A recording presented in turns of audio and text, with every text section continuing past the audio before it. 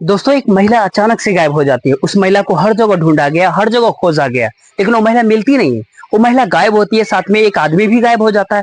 उस आदमी को भी हर जगह तलाश किया गया, हर जगह ढूंढा गया, लेकिन 4 महीने बाद आखिरकार वो आदमी मिल जाता है। अब उस आदमी से ये बात पूछा जाता है कि वो महिला आखिर है कहाँ पर। जब बात महिला की पूछने की आती है, तो कोई ना कोई बहाने वो लगातार बना रहता है। पुलिस को कोई ना कोई नई नई कहानी सुना रहता है। इस तरीके से करीब करीब 6-7 घंटे बीत जाता है। पुलिस को नई नई कहानियां बताता था। आखिरकार पुलिस थक जाती है, पुलिस उससे सख्ती से पूछती है, तब वो बताता है कि डीएम साहब के आवाज तुम चलो। डीएम साहब के आवाज जब चलने वाली बात आती है, तो पुलिस पूछती है कि तुम हमें डीएम से डराना चाहते हो, तुम उनसे धमकाना चाहते हो। वो कहते नहीं, डीएम साहब के यहाँ तो चलो, वो लड़की आपको मिल जाएगी। आखिरकार पुलिस की बात समझ में आती है। वो डीएम साहब के घर के पास जाते हैं, जहां पर एक तरफ डीएम साहब का घर होता है, दीवार की इस साइड में, दूसरे साइड में क्या होता है कि वो एक गड्ढा वहां पे खुदवाता है। वो गड्ढा जब खुदवाता है, तो वहां जो देखता है, जो एक लड़की जो गायब थी, जो महिला गायब थी, उसकी लाश उस गड्ढे से निकलता है। इतना कुछ होना था कि कुछ लोग इस कहानी को फिल्म के दृश्य से जोड़ते हैं, कुछ लोग अलग अलग कहानियां इसमें बनाने लगते हैं। जब ये घटनाक्रम सोशल मीडिया के ऊपर वायरल होता है, तो लोगों को इस बात पर विश्वास ही नहीं हो रहा था कि कातिल इतना डेयरिंग कैसे हो सकता है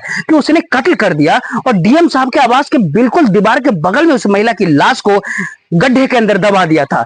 नमस्कार, मेरा नाम जितेंद्र कुमार, आप देख रहे हैं स्टडी सफर तक। वीडियो को लाइक और चैनल को सब्सक्राइब जरूर कीजिएगा। आज की जो सच्ची घटना है, दरअसल ये घटना होता है उत्तर प्रदेश के कानपुर शहर की। दरअसल यहाँ पर एक सिविल लाइन इलाके का बिहार पन्नी बिला सोसाइटी करके है। यहाँ के रहने वाली एक महिला, जिसका नाम एकता गुप्ता होता है, उम्र करीब करीब 32 वर्ष के आसपास बताई जाती है।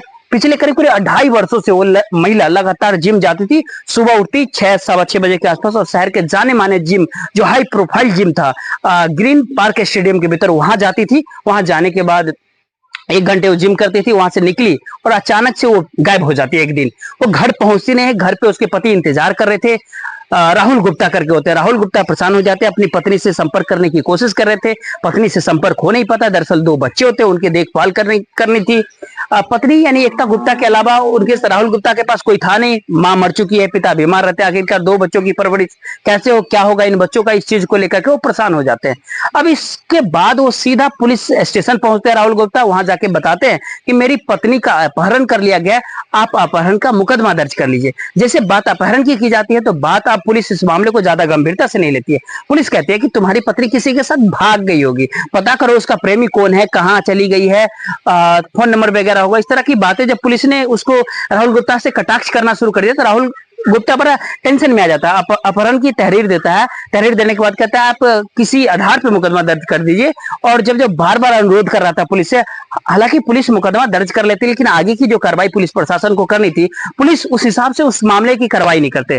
राहुल गुप्ता दिन प्रतिदिन परेशान होने लगे थे। परेशान होने वाली बात इसलिए भी थी कि 2 बच्चे की परवरिश की जो जिम्मेदारी राहुल गुप्ता के ऊपर आ गई थी। पत्नी हर समय बच्चों का ख्याल रखती थी, घर से बाहर निकलती थी तो केवल जिम के लिए। राहुल गुप्ता अच्छा बिजनेसमैन थे, पैसे वाला आदमी थे। वो बार बार पुलिस प्रशासन को कह रहा था कि मेरे घर से ज्वेलरी, मेरे घर से बहुत सारे पैसे गायब है, हो सकता है कि मेरी पत्नी, मेरी बीवी, कुछ ना कुछ उसके साथ ऐसी घटना हुई हो, आप जल्दी से इस बात की पता कीजिए। पुलिस इस बात को सुनने रही थी, तब वो राहुल गुप्ता बहुत परेशान हो जाता है। उसके बाद पुलिस को बाकायदा एक तहरीर देता है कि एक व्यक्ति है जिसका नाम विमल सोनी होता है, जो रायपुरवा के शक्कर मिल खलवा निवासी होता है, जो कि उसी जिम के भीतर ट्रेनर की भूमिका में होता है। जिम में वो ट्रेनिंग दिया करता था। अगर उसको शायद पकड़ेंगे तो शायद उसकी पत्नी मिल जाएगी और मेरी पत्नी वापस आ जाएगी।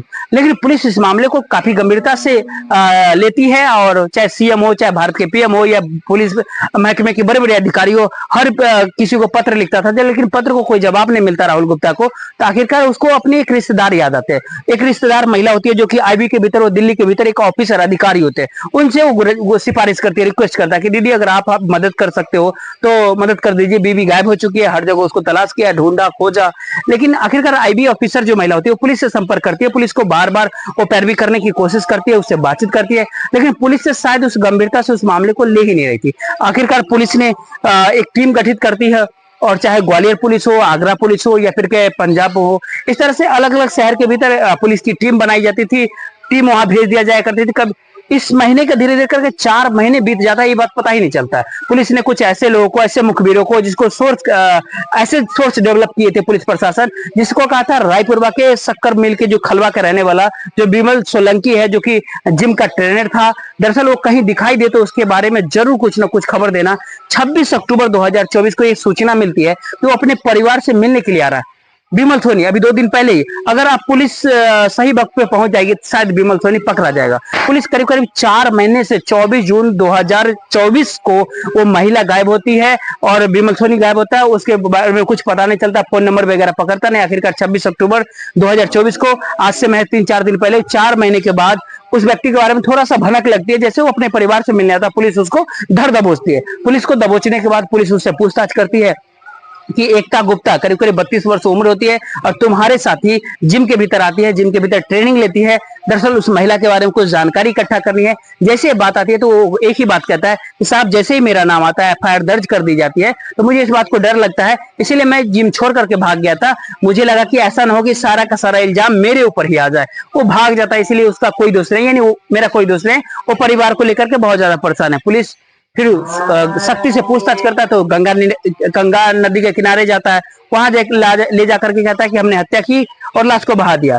जब पुलिस गोताखोरों की मदद से बात पता करने की कोशिश की कि किस स्पॉट पे उसको डाला है नदी के अंदर, पुलिस के जो आसपास के थाने थे, आसपास के लोगों से पूछताछ की जाती है कभी कोई लाश मिली थी या उस रास्ते से जहां जहां पर कहीं लाशें भी मिली थी उस समय की सारे लाशों की डिटेल्स इकट्ठी की जाती है, लेकिन ऐसी कोई लाश मिलती नहीं है उस समय में, जो 24 अक्टूबर के आसपास 2-4 दिन के आसपास इधर उधर में। तो पुलिस वाले बहुत परेशान होते, कहते हैं कि ये बहुत झूठ बोल रहा है। पुलिस वाले दोबारा पूछा तो फिर दूसरी जगह लेके जाता है, फिर तीसरी जगह को लेके जाता है। इस तरह से करीब करीब 6-7 घंटे पे कई जगह पे लेके जाता है, अलग अलग जगहों पे। पुलिस को लगता है कि ये केवल पुलिस को टाइम बर्बाद कर रहा है, पुलिस के साथ ये खेल रहा है।